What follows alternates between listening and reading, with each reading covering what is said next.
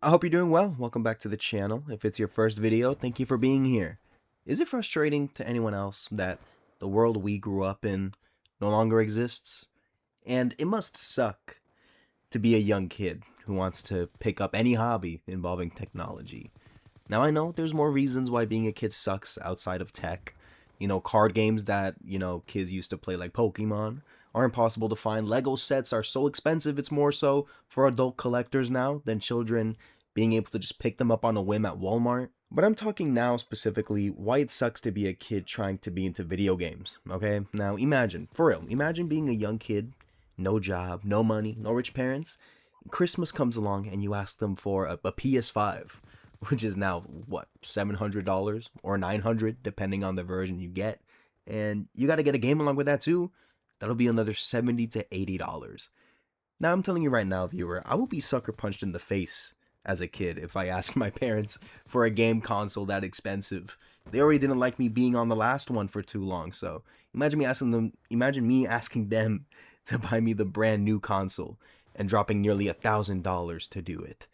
And like I'm being reminded every day recently, I'm seeing old pictures of old holiday deals for old PS4s and PS3s. Like get this, remember in 2018 on on a holiday sale, I can't remember if it was Christmas or Black Friday, but you could get a PlayStation 4 bundled with Marvel Spider-Man for just 200 bucks. We had it all. We had it all. And times have changed just significantly. Gamers are being priced out of their own hobby. Like you can't even revisit your old favorites anymore. Like come on. At least legally. Like I recently found my old DS while cleaning out my closet and I was excited. And I wanted to replay some Pokemon games. I like Pokemon. I haven't played it on the DS in what, 15 years? I've played it in emulators, but nothing's better than the intended way of the DS. Now tell me why on God's green earth is the cheapest cartridge for Pokemon Heart Gold or Soul Silver. Like $60 to $70. Like the price of a AAA game today. Like these aren't scarce commodities. Like these aren't like niche games nobody's heard of with only 3,000 copies ever made. Like these are best sellers. People bought the DS to play Pokemon.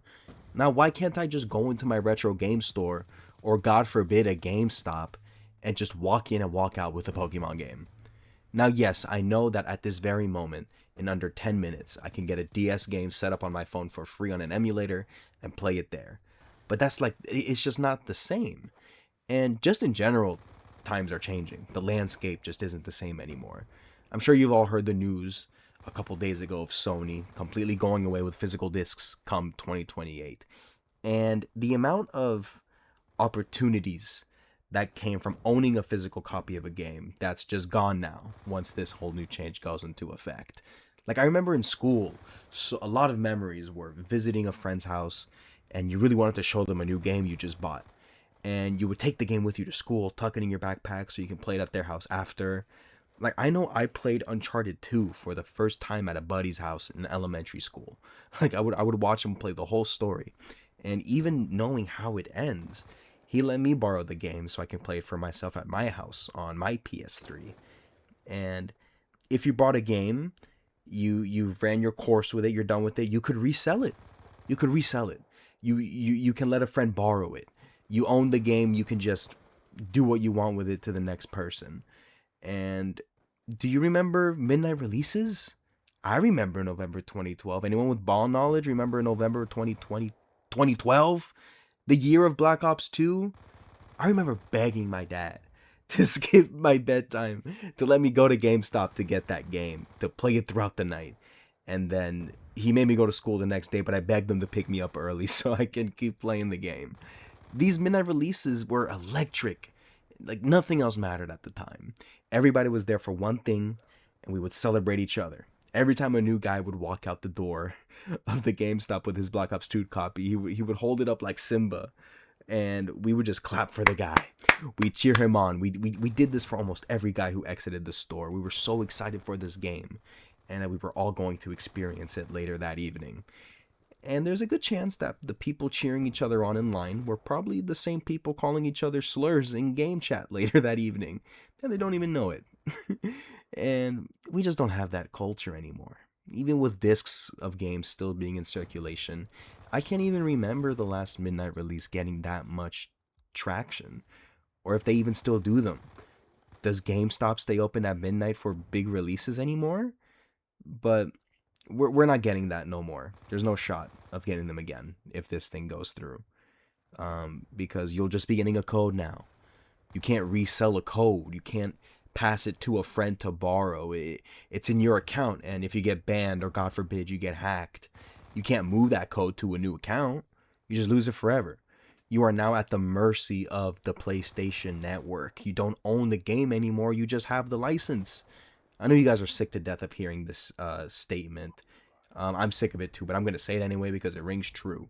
That you will own nothing and be happy. And I don't know why this happened.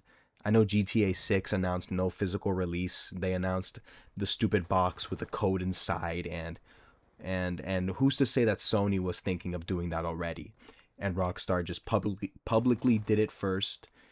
Or maybe Rockstar did it first and Sony saw that gamers complained about it but still gave all of their life savings to pre-order Grand Theft Auto 6. So they thought they could get away with it too. Who's to say?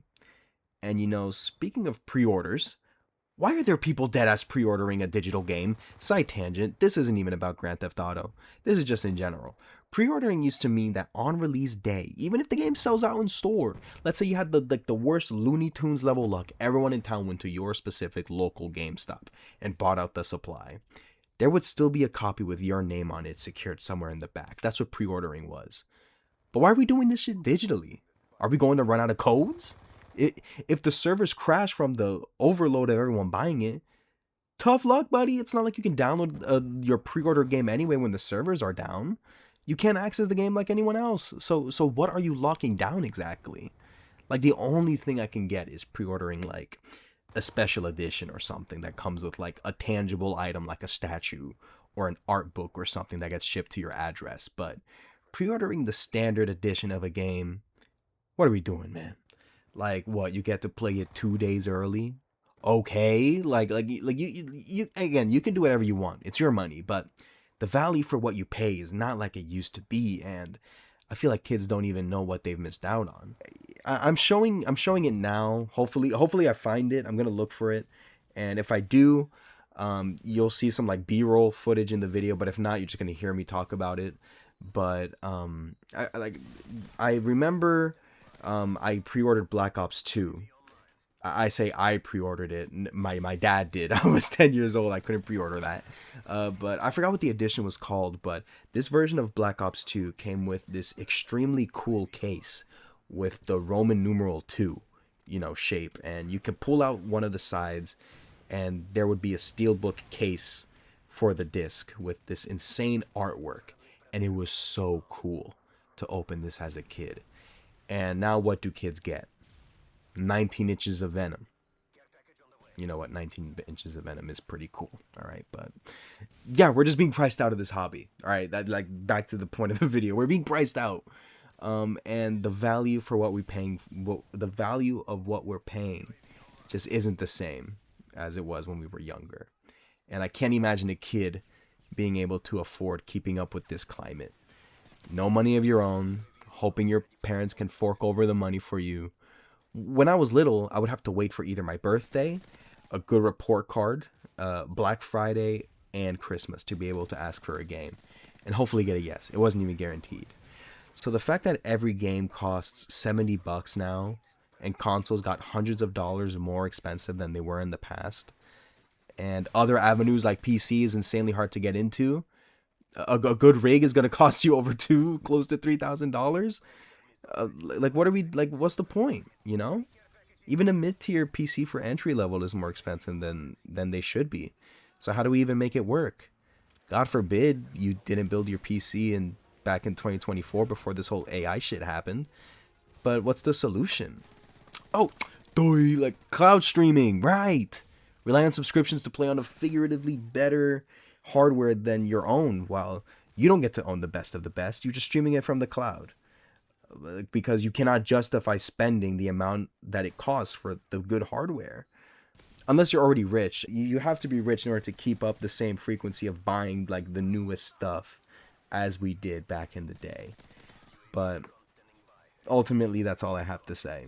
I know I probably repeated myself a couple times throughout this commentary, but I just wanted to talk about the current state of how things are and how depressing it is for us and kids especially. But anyway, boys, thank you for watching. I hope you have a good weekend and be well.